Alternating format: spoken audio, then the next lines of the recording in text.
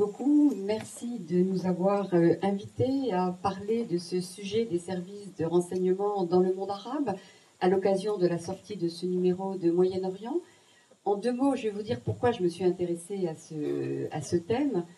Je m'y suis intéressée tout d'abord parce que quand on travaille sur le monde arabe, c'est évident que ça s'impose de travailler sur les services de sécurité ou de renseignement parce qu'ils constituent bien souvent la colonne vertébrale des systèmes politiques. Donc si on veut comprendre ce qui se passe dans ces pays de la région, on doit s'intéresser à ce que sont les services de renseignement.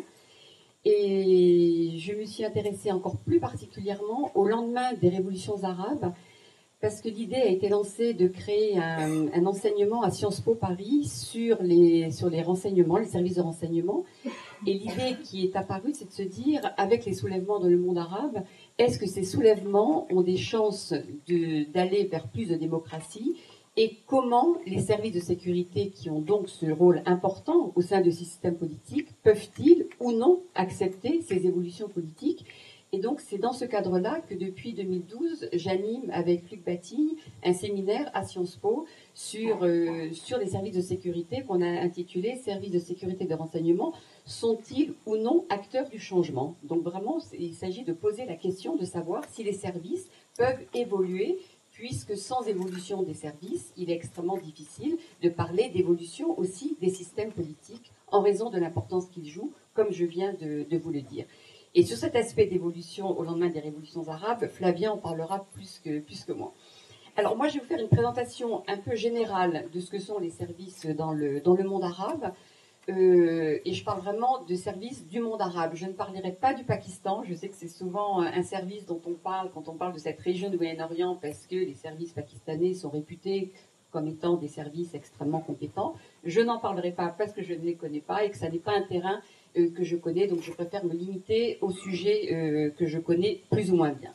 Deuxième réflexion de début d'intervention, c'est qu'il faut être très modeste quand on travaille sur un sujet comme celui-ci, car vous comprendrez bien que d'avoir accès à des sources primaires, c'est extrêmement difficile. Donc on travaille avec une documentation libre d'accès, évidemment, parce qu'en fait, on trouve quand même beaucoup d'informations.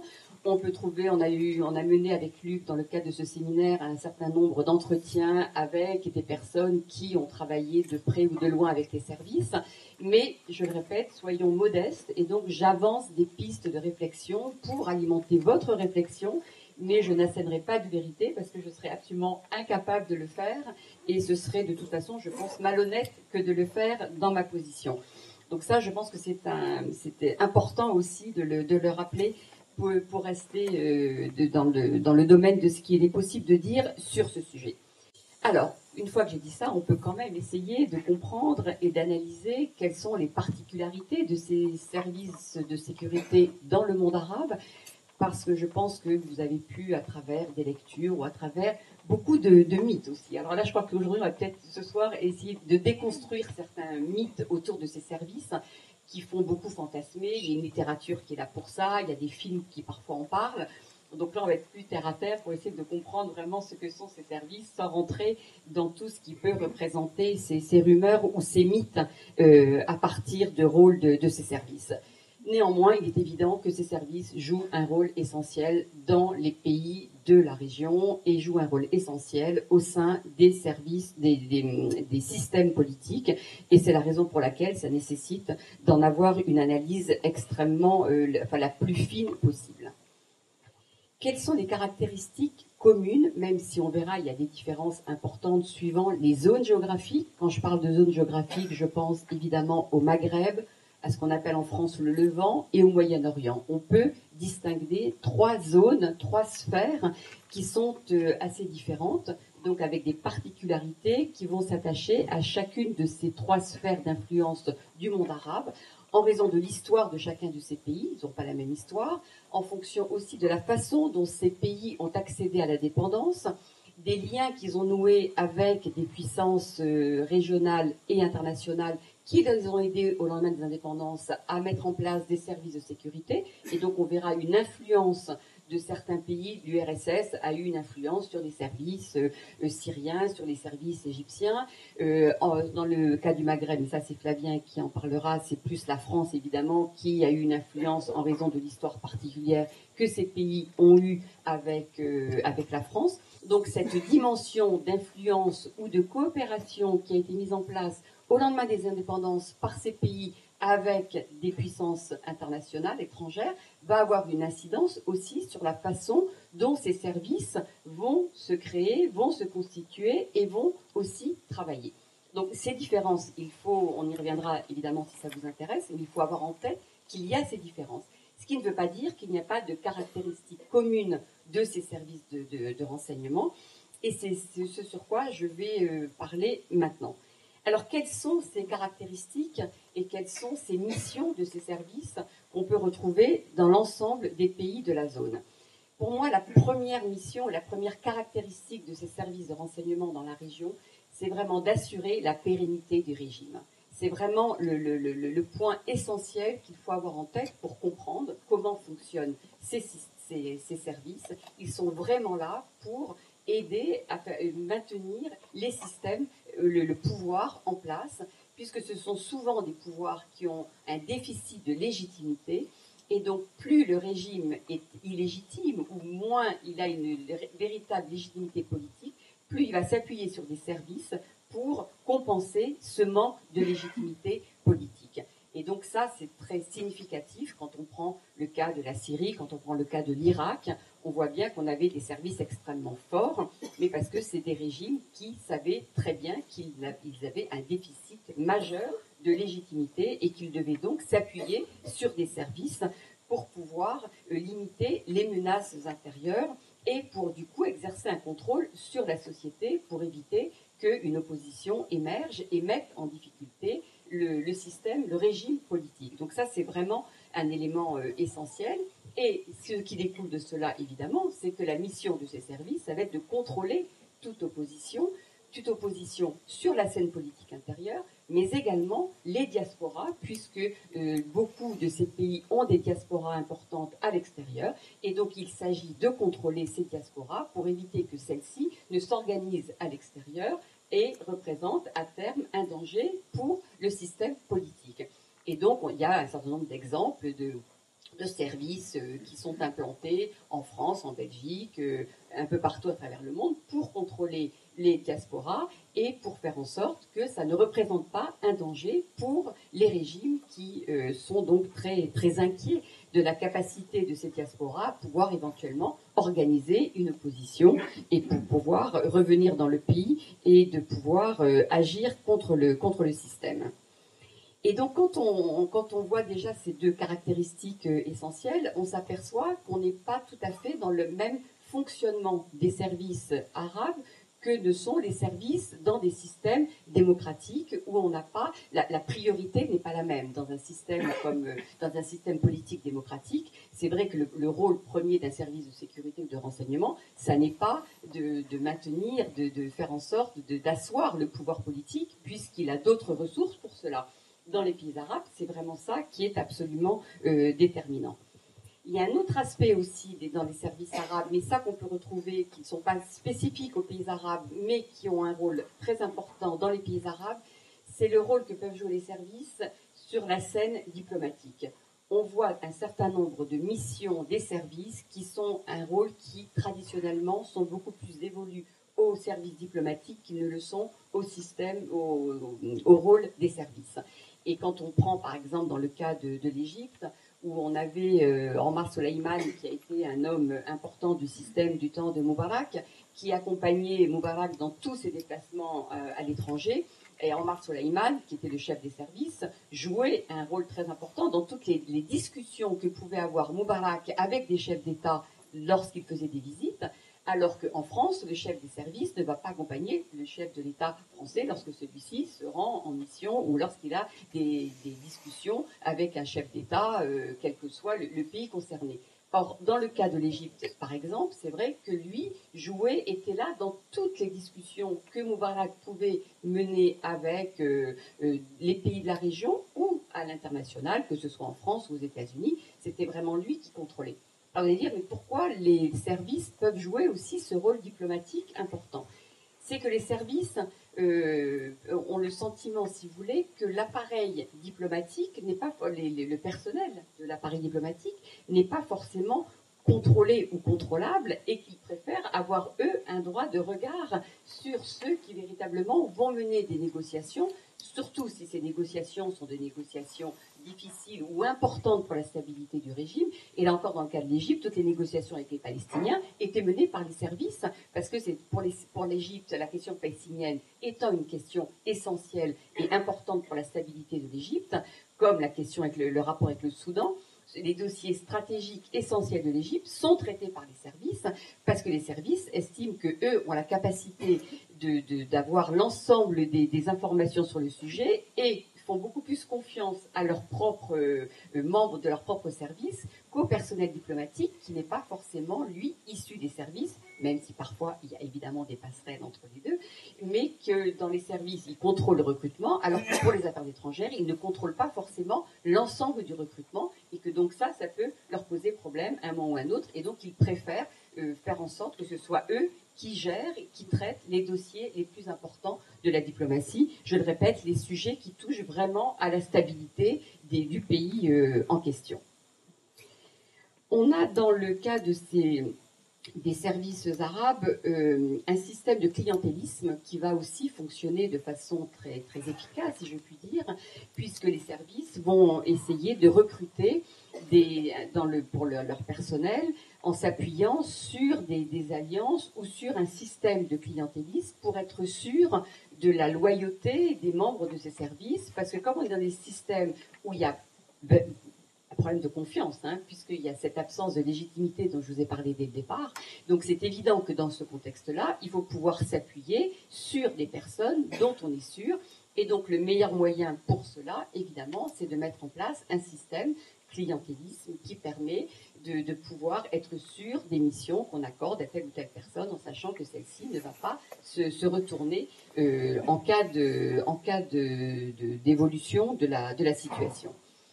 Il y a un autre élément qui me paraît également intéressant et important. On voit souvent dans les services du Moyen-Orient une concurrence entre les services. Et ça, c'est une stratégie délibérée qui est mise en place par le pouvoir politique. Et là, je pense tout particulièrement à la Syrie, où du temps de Hafez al-Assad, mais ça a continué aussi sous Bachar el-Assad, c'est qu'il y a plusieurs services de sécurité et de renseignement. En Syrie, à un moment, on parlait de 12, 14 services différents. Alors, difficile d'avoir le chiffre exact, bien évidemment. Mais simplement le fait que l'on parle d'une dizaine, en tous les cas, de services différents, ça montre bien, et c'était clair dans l'esprit de Hafez al-Assad lorsque celui-ci a mis en place ce système, c'était de faire en sorte qu'aucun service ne soit trop puissant à un moment, parce que si un service devient trop puissant, si son chef devient trop puissant, il y a un risque, évidemment, qu'il veuille prendre le pouvoir à un moment ou à un autre. En tout cas, c'est un risque, c'est pas évident, mais ça peut exister. Et donc, le système d'Hafez al-Assad, c'était de mettre en concurrence les services, et de temps en temps, il y en avait un qui apparaissait comme étant le chef de renseignement le plus important, et puis quelques mois plus tard, il était un peu mis de côté. Il y en avait un autre qui apparaissait sur le devant de la scène et qui était poussé par le président. Et donc c'était celui-ci qui, à ce moment-là, était le plus puissant. Et puis quelques mois plus tard ou un an plus tard, ça changeait. Et donc les différents chefs se retrouvaient complètement en concurrence les uns avec les autres, avec qu'une seule obsession, c'est de se maintenir en place, parce que quand vous êtes quand même chef d'un service dans un pays comme la Syrie, ça a un certain nombre d'avantages, et que si vous tombez en disgrâce de façon trop sérieuse, vous pouvez quand même risquer votre vie aussi au bout du compte. Donc il y a une concurrence très forte entre les différents chefs des services, mais qui est un moyen pour le pouvoir, évidemment, de contrôler complètement ce système et de faire en sorte qu'aucune tête ne dépasse trop ou ne dépasse trop longtemps. Et si cette tête dépasse un peu trop longtemps et de façon un peu trop inquiétante, de toute façon, on le met de côté pour un certain temps et quelqu'un d'autre émerge. Et donc ça, c'est vraiment un système qui est érigé, j'allais dire, pratiquement en règle pour éviter que ces services représentent un danger. Parce que là encore, je l'ai déjà dit, je le répète, il y a vraiment une absence totale de confiance dans des systèmes politiques tels que les systèmes politiques de cette région, et donc une nécessité pour le pouvoir politique de faire en sorte de pouvoir compter sur les services pour les missions qui lui sont dévolues, mais sans que ça puisse aller trop loin. Alors, je vois que le temps passe beaucoup plus vite que je ne le pensais. Je vais juste vous proposer, parce que ça, je sais que ça va faire l'objet après éventuellement d'une discussion, d'une typologie qui, comme toute typologie, n'est pas scientifique à 300%, mais c'est pour vous donner quelques points de repère. Avec Luc, on a mis en place une typologie qui mérite d'être discutée, et on a classifié les différents pays de la région selon 3 catégories, qui est le rapport entre le service et les pouvoirs. Alors, il y a une première catégorie que j'appellerai les services qui sont outils du pouvoir. Une deuxième catégorie qui est les services qui sont centres de pouvoir, et une troisième catégorie, centre du pouvoir. Alors, je vais m'expliquer, parce que ça va peut-être vous paraître un petit peu bizarre comme façon de parler. Qu'est-ce qu'on entend par outil du pouvoir, service, outil du pouvoir? Ce sont des services qui sont entre les mains du pouvoir, mais c'est le pouvoir politique qui décide et qui vraiment donne les instructions au service, et le service en question n'a pas une grande marge de manœuvre, une grande latitude par rapport au pouvoir, et les services respectent véritablement les instructions qui sont données par le pouvoir. Et dans cette catégorie, je mettrai les monarchies de façon générale, parce que les monarchies n'ont pas ce déficit de légitimité dont je parlais, en tous les cas beaucoup moins que dans d'autres systèmes politiques. Donc les services de renseignement dans les monarchies sont des services qui sont complètement entre la main du pouvoir, évidemment, mais qui n'ont pas de velléité d'indépendance, d'autonomie par rapport à ce pouvoir, puisque souvent d'ailleurs ce sont des membres de la famille royale qui sont en charge des services, et donc les services sont vraiment à la disposition du pouvoir politique sans vouloir prendre trop d'autonomie par rapport à ce pouvoir politique. Donc là, il y a les monarchies, il y a la Jordanie, le Maroc. Je ne parlerai pas de la Tunisie parce que ça, Fabien va en parler, et qu'avec les bouleversements depuis 2011, il y a des choses intéressantes et importantes à dire sur la Tunisie. Donc ça, c'est cette première catégorie. La deuxième catégorie, c'est centre de pouvoir. Et dans cette catégorie, moi, je mettrais des pays comme le Liban, le Yémen, l'Irak, où là, les services ont vraiment un rôle important, plus important que dans la première catégorie, où les chefs des services sont vraiment associés à la décision politique, et il y a des liens extrêmement étroits qui sont mis en place entre le pouvoir et les services de sécurité. Et la dernière catégorie qui est centre du pouvoir. Et quand on dit centre du pouvoir, je pense que c'est assez clair.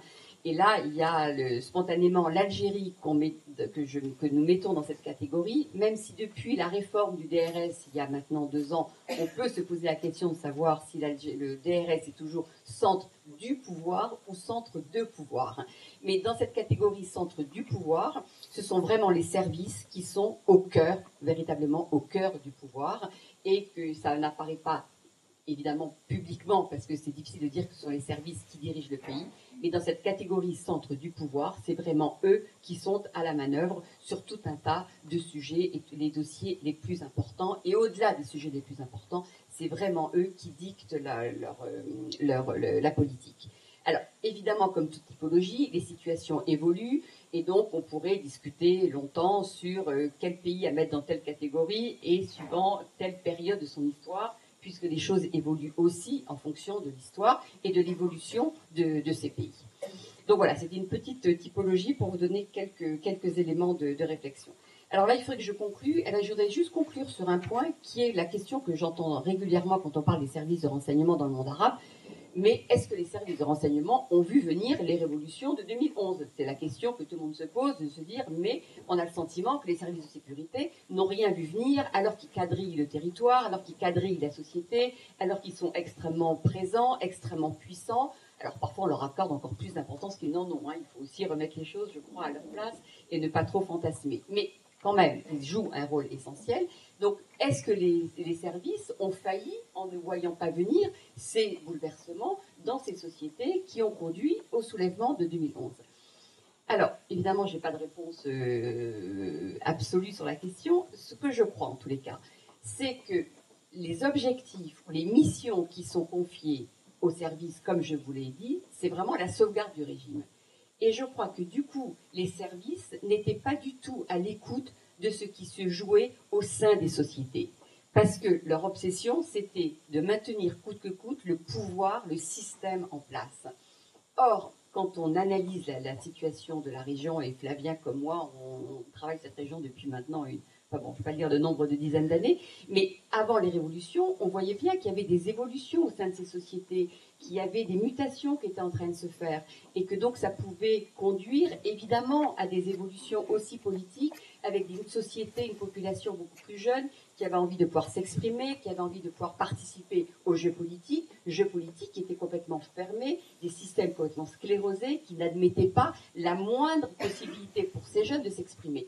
Donc si les services avaient été vraiment à l'écoute de ces évolutions de la société, et j'insiste sur ce terme de la société, je pense qu'il y aurait peut-être eu quelques signaux qui se seraient allumés. Or, ils n'étaient pas du tout dans cette logique, puisqu'ils étaient vraiment dans la logique de maintenir ce pouvoir et de faire en sorte que ce pouvoir, et donc en vivant un peu dans une bulle, si je puis dire. Et donc je pense qu'ils n'ont pas vu ces évolutions parce qu'ils n'étaient pas en mesure et que ça n'était pas la mission qui leur avait été donnée. Et je ne sais pas si un chef de service aurait été en mesure de dire au chef de l'État ou au responsable, vous savez que la société est furieuse et que ça va exploser. Parce que lui, il risque gros aussi en annonçant potentiellement une nouvelle aussi mauvaise. Donc il y a un système en place qui était tel que je crois que ça n'a pas permis aussi aux responsables des services de pouvoir véritablement dire ce qui est en train de se passer, non seulement parce que je crois qu'on ne leur avait pas demandé de regarder dans cette direction, et qu'en plus, s'ils avaient commencé à percevoir des évolutions, est-ce qu'ils auraient été en mesure, en capacité de faire remonter l'information au pouvoir politique, alors que c'était des systèmes extrêmement autoritaires, durs, et avec une crainte d'annoncer une nouvelle qui n'est pas forcément une bonne nouvelle, puisque pour reprendre le terme d'un sociologue soudanais, je pense que je vais terminer là-dessus, ces systèmes sont avant tout ce qu'il a appelé des sécuritocraties. Et je trouve que ce terme de sécuritocratie, c'est un néologisme inventé, mais donne bien à comprendre la nature de ces systèmes politiques, avec toutes les dérives que cela peut impliquer, mais aussi avec toute la difficulté, me semble-t-il, pour des chefs de service à pouvoir dire des choses à ce pouvoir politique, parce que ça repose vraiment sur cette capacité de coercition extrêmement forte, où la marge de manœuvre est extrêmement limitée. Je vous remercie.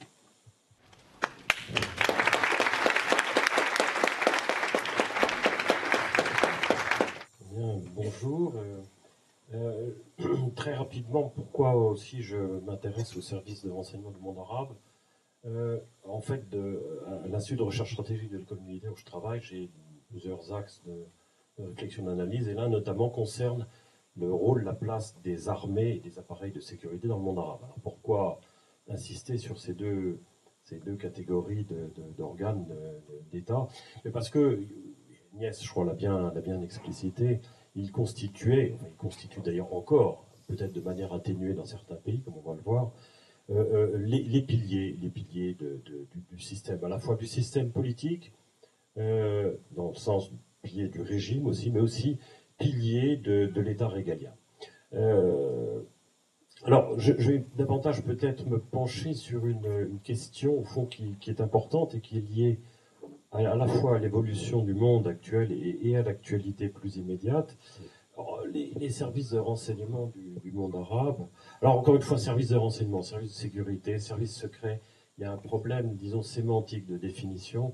Je pense qu'ils sont un peu tout à la fois. Alors le mot service secret est peut-être un peu plus flashy, un peu plus...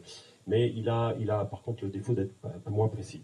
Bref, juste une petite précision, vous savez que au Proche Moyen-Orient, ces services sont désignés sur le terme mukhabarat. Pour ceux qui sont arabisants, mukhabarat, ça vient de la racine khabara, qui au fond renvoie à l'information. Alors c'est très intéressant et significatif que information et renseignement, au fond, il y a le même terme pour le désigner. Et en fait, ça n'est pas tellement étonnant dans des pays où traditionnellement l'information, eu égard à la nature du régime, circulait très mal. Oui, circule parfois encore très mal. Donc je ferme la parenthèse.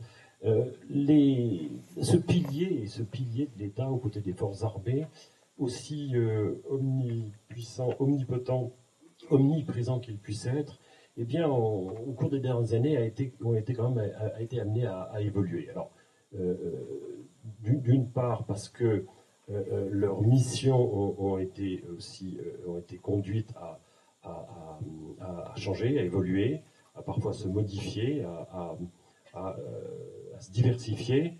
Et puis aussi, parce que la région a connu, maintenant il y a en fait 7 ans, des bouleversements majeurs qu'on a appelés les révolutions et les soulèvements arabes, et qui ont quand même assez fortement modifié à la fois la perception qu'avaient les citoyens de ces services, mais aussi, dans certains cas, leur mode d'action et les missions qui leur étaient imparties. Avant, il y avait ce phénomène d'immuabilité. Pourquoi? Parce que les services avaient été conçus assez vite dès l'indépendance des pays arabes comme, au fond, le bras armé, le bras policier du système en place et du régime, comme l'a très bien dit Agnès, de ses dirigeants.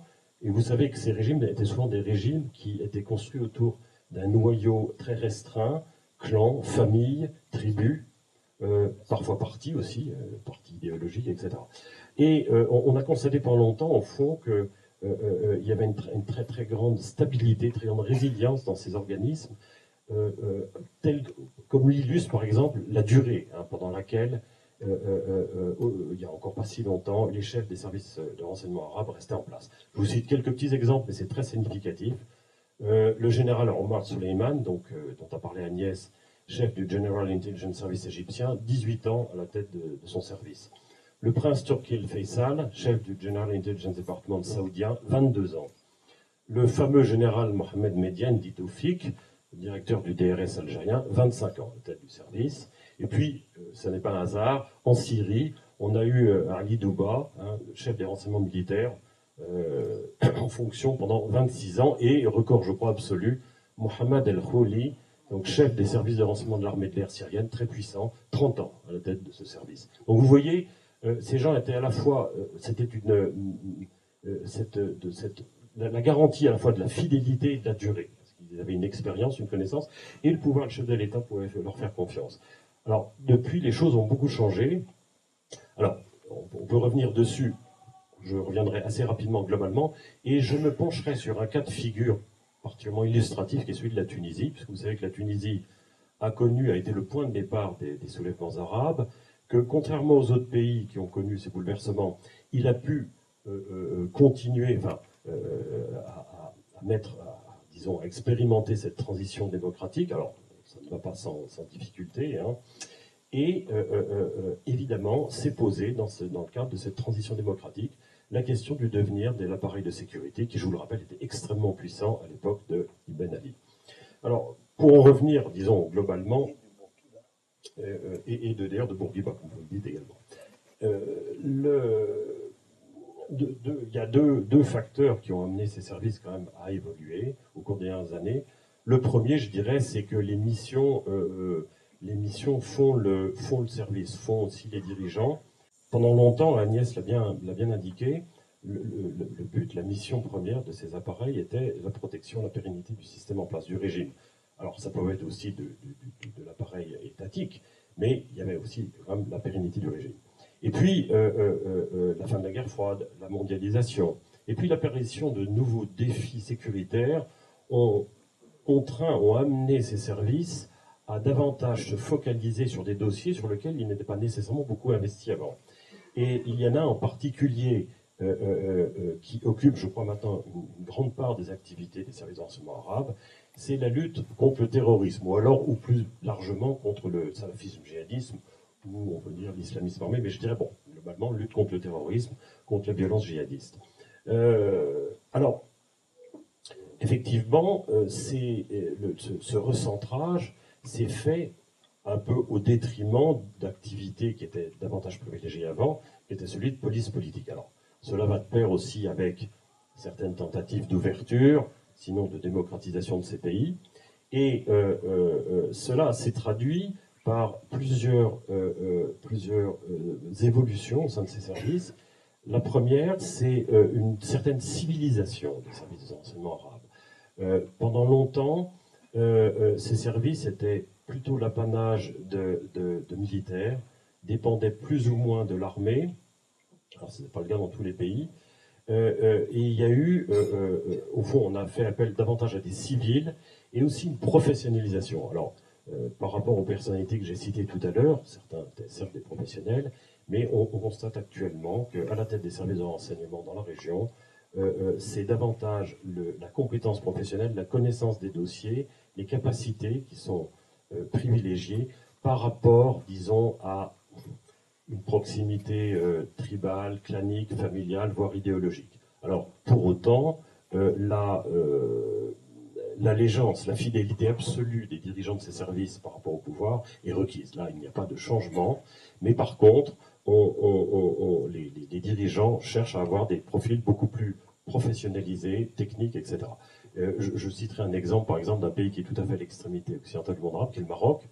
Au Maroc, depuis les années 2000, les services de renseignement extérieur comme intérieur ont à leur tête des civils, qui sont effectivement des gens du métier, avec là aussi des orientations très, très axées sur la lutte antiterroriste, qui les fait de ce côté-là un petit peu rapprocher des services de sécurité de renseignement des pays, d'autres pays, notamment des pays occidentaux, enfin, jusqu'à une certaine limite. Ça ne veut pas dire par là que les missions qui leur étaient anciennement dévolues aient été suspendues, notamment la surveillance des opposants, etc., etc., ou des diasporas à l'étranger. Mais le cas du Maroc est intéressant, mais on peut tout bien souligner aussi, alors, dans un pays qui est également une monarchie, l'Arabie Saoudite, pour la première fois de l'histoire de ce pays, il y a à la tête des services de renseignement extérieur un militaire qui n'est pas membre de la famille royale, de la famille El Saoud. Vous voyez, donc là aussi des évolutions.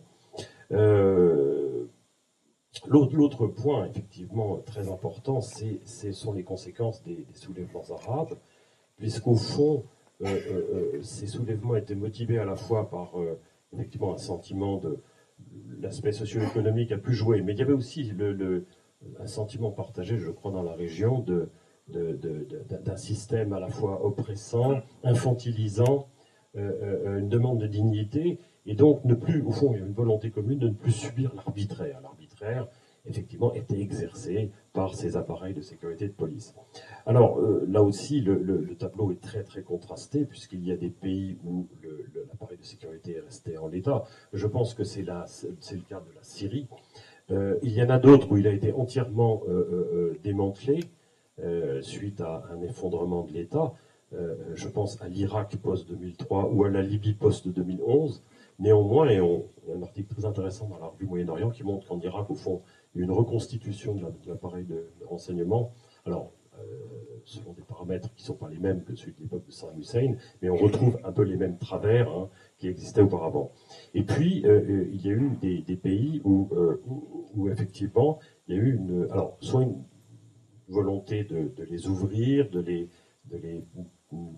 technocratiser un petit peu, de les professionnaliser. Je pensais au cas du Maroc, mais on peut avoir d'autres pays aussi. Et puis, il y a un cas très particulier. Alors aussi l'Algérie, une petite parenthèse. L'Algérie, vous le savez, les services de renseignement y occupent une place très particulière, en ce sens que ils sont apparus non pas à l'indépendance de ce pays en 62, mais ils sont apparus pendant la guerre d'indépendance. Et à partir de 1962, l'appareil de sécurité d'enseignement a pris une place tout à fait considérable au sein de l'État algérien. D'abord, c'est appelé la Direction centrale de la sécurité militaire, puis le DRS pendant 25 ans, puis maintenant la DSS, Direction des services de sécurité. Mais dans tous les cas, on a eu un cas unique peut-être d'un service extrêmement puissant, concentrant au fond toutes sortes d'attributions, sécurité, surveillance, contre-espionnage, mais aussi police politique, voire même régulateur de la vie publique et politique algérienne. Donc c'est un cas de figure, notamment pendant toute la période de Mohamed Medienne, tout à fait inédit. On a, je crois, on n'a pas d'équivalent où un service de renseignement, qui était d'ailleurs essentiellement composé de militaires, ait pu occuper une place aussi importante au sein d'un État, d'un régime. Peut-être l'Inter-Service Intelligence pakistanais. Et encore, je pense que le pouvoir qu'il a au sein de l'État pakistanais est peut-être moins fort. Alors, tout ça aussi a changé. Il y a une remise au pas de ce service. Disons que son pouvoir exorbitant était lié à une période très particulière, celle notamment de la guerre civile. Il n'était pas normal, il était, disons, anormal, et il y a une reprise en main de ce service. Pour autant, il reste encore toujours très puissant et influent. Mais le cas qui nous intéresse particulièrement aujourd'hui, c'est celui de la Tunisie. Alors, vous le savez, l'appareil de renseignement tunisien avait été mis en place dès l'indépendance. Habib Bourguiba avait privilégié les services civils par rapport aux militaires parce qu'il craignait, il ne voulait pas donner trop de pouvoir et de poids à l'armée, voyant ce qui se passait dans les autres pays arabes à l'époque, donc pour ne pas risquer un coup d'État. Donc les missions des services de renseignement étaient confiées au ministère de l'Intérieur, à la police. Et avec l'accession au pouvoir de Zine al-Abidine Ben Ali en 87, qui lui-même était issu de l'appareil de sécurité. Il avait fait toute sa carrière, il a gravi tous les échelons de l'appareil de renseignement de sécurité, donc c'est un domaine qu'il connaissait parfaitement. Il y a eu un renversement, un infiniment renforcement du pouvoir, des attributions de ces services, de ses moyens aussi, pour arriver à un véritable État policier. C'est un peu paradoxe dans ce petit pays, somme toute très ouvert sur l'extérieur, où il n'y avait pas de tension particulière, mais il y avait vraiment un contrôle extrême sur le plan politique. Et avec des moyens coercitifs. Alors, bien entendu, à partir du moment où le régime a été, enfin, plutôt le pouvoir, le régime tunisien, la République tunisienne n'a pas été en soi bouleversé, mais c'est le pouvoir Ben Ali qui a été renversé, qui s'appuyait sur plusieurs piliers, dont le premier d'entre eux était certainement le système de renseignement et de sécurité. La question s'est posée, au fond, comment réformer un système dont malgré tout le pays a besoin, parce que la population tunisienne exprime une demande d'ordre et de sécurité, ce qui est tout à fait normal, surtout dans une période de transition politique avec ses incertitudes et éventuellement ses pics de violence, et puis aussi parce que la Tunisie, malheureusement, dans les années qui ont suivi la révolution, a dû faire face à des défis sécuritaires qu'elle n'avait peu ou pas connus avant, et notamment celui du terrorisme et de la violence djihadiste. Mais en même temps, la question se posait, comment, au fond, garantir la sécurité du pays, des citoyens, de ses frontières, et tout en prenant en compte de nouveaux paramètres liés aussi au changement de régime, qui était celui notamment de l'état de droit. Du contrôle constitutionnel de l'action de ces services, etc. Donc vous voyez, une équation quand même particulièrement délicate. Et c'était un peu l'expérience qui est en cours actuellement en Tunisie. Alors, il y a eu beaucoup de réflexions, je dirais, au niveau de l'État tunisien. D'abord, il y a eu une petite phase de transition un peu délicate, c'est-à-dire que, vous savez, au trop-plein sécuritaire qui était constitué par l'omnipotence de ces services, a parfois succédé, et c'est le cas aussi par un pays comme la Libye, c'était aussi le cas de l'Irak après 2003, de ce qu'on appelait un vide sécuritaire. Mais c'est une phase qui est toujours un peu difficile et dangereuse.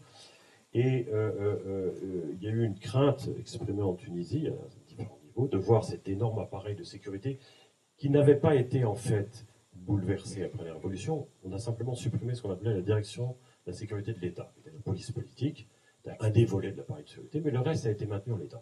Et certains se sont dit, mais au fond, un appareil aussi puissant, aussi doté en moyens techniques et humains, il peut être réutilisé par d'autres acteurs politiques à leur profit, et au fond, on peut retomber dans les travers du passé. Alors, il y a eu des craintes, notamment pendant le gouvernement de la Troïka, vis-à-vis du mouvement Ennahda, le mouvement islamiste qui était dominant au sein du nouveau gouvernement, de voir effectivement ce mouvement placer des gens à lui au sein de l'appareil d'État, etc., et notamment au sein des services. Et puis, bon, il y a eu la poursuite du processus politique et démocratique avec une certaine stabilisation. Donc, actuellement, les choses sont plus apaisées, il y a une vraie réflexion sur comment moderniser, adapter cet appareil de sécurité, tout en tenant compte, effectivement, des impératifs créés par la démocratisation du système et du pays. Et c'est intéressant parce qu'au fond, la Tunisie, là encore, peut faire un peu office de cas d'école. C'est un peu un laboratoire de ce qu'on a, vous savez, ce qu'on appelle le programme de réforme des appareils de sécurité. Il y a un certain nombre d'organismes, notamment Arab Reform Initiative, qui travaillent sur ces questions. Ça intéresse le monde arabe, ça intéresse également l'Afrique subsaharienne. Et cette réforme passe par plusieurs niveaux. La première, effectivement, c'est une coordination de l'activité des services. Agnès l'a bien dit, traditionnellement, pour des raisons, selon le principe divisé pour mieux régner, les régimes en place avaient joué la concurrence des services, leur rivalité, éviter qu'il se forme un pôle trop puissant, mais souvent au détriment de l'efficacité. Là, au contraire, ce qu'on veut, c'est créer une coordination, un peu comme à l'instar de ce qui existe dans les pays occidentaux, parce qu'on constate qu'il y a un manque de mutualisation de l'activité de ces services. Le deuxième impératif, c'est de garantir la neutralité des services. Alors ça, c'est très important. des services de renseignement ou de sécurité, ils sont nécessaires, mais ils ne doivent pas avoir une démarche partisane. Ils ne sont pas au service, comme c'était dans le cas de passer d'un clan, d'une tribu, d'une idéologie, d'un parti, mais ils sont au service de la nation, ils sont au service du pays, des citoyens. Donc c'est aussi un paramètre très nouveau qu'il faut intégrer. Et puis, le plus complexe peut-être, qui s'opère selon deux axes, c'est celui donc, qui doit intégrer le cadre démocratique. Alors, d'abord, il faut que les services agissent dans un cadre légal, constitutionnel. Alors, je sais que c'est un enjeu assez compliqué, parce que, notamment en France, on se pose toujours la question du contrôle parlementaire des activités de services de renseignement. C'est un problème qui n'est pas réglé. On peut imaginer que dans un pays comme la Tunisie, c'est un défi qui est aussi assez complexe. Mais pour moi, peut-être le plus difficile, c'est, et je pense que là ça s'adresse aussi à l'ensemble de la région, c'est aussi modifier des mentalités, une manière d'agir, d'un comportement. Ce que beaucoup de citoyens des pays arabes se plaignent de cet arbitraire, de cette violence presque de réflexe qu'ont les services, les appareils de police à leur égard. Et là, il y a effectivement tout un travail au fond, à la fois de formation, d'encadrement, de sensibilisation, qui est un travail de longue haleine. Ce n'est pas quelque chose qui va se faire automatiquement. Il y aura des résistances. On a affaire à des appareils très fermés, avec des réflexes très corporatifs, avec la tentation aussi soit de faire de la grève du zèle, soit de faire un peu le gros dos par rapport aux nouvelles orientations des régimes, là où il y a eu une forme d'ouverture, comme en Tunisie. Donc voilà, c'est un défi important. Là, encore une fois, la Tunisie fait office de laboratoire. Maintenant, dans le reste, pour les autres pays, le processus sera sûrement plus long, beaucoup plus aléatoire. Néanmoins, il y a quand même un changement, une évolution dans la position et l'activité de ces services au Maghreb et au Moyen-Orient.